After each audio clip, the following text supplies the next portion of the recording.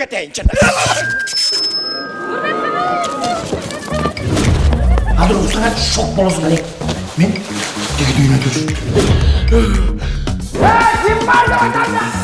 Жакшыган, жаман кылган иштердин баарын эсептеп атышып.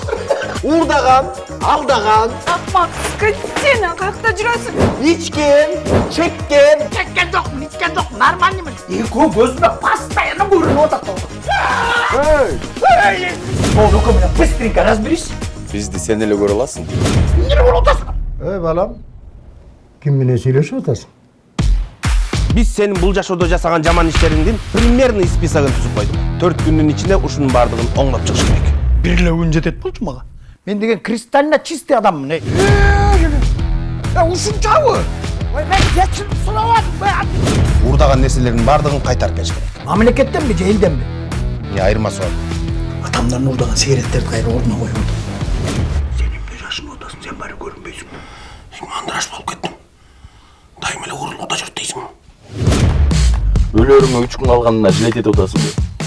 Жаназага бодомал союлмас. Кет олмастан келет. Эт жебей кетем. Кийин сен менен коштошконуң келеби, эт жегени келеби? Эстелик койбо. Бүт баарын эле койсо болот дагы, меникине келгенде болбой калабы. Өкүрбөгүлө. Эмне кереги бар сага? Кандай кереги бар? Үн чыгарыш керекпи? Мен бүт туугандарыма ишенбейми? Алар мени жаман көрөт. Сен мени азгырбап чуктуң да? Эй, сыра! Мен азгырып турмунбу? Эй, сен болбогондо бул ишке барбайт болчумун мен. Койчу, милиционерге. Дугак дейли, аддыш дейли сен.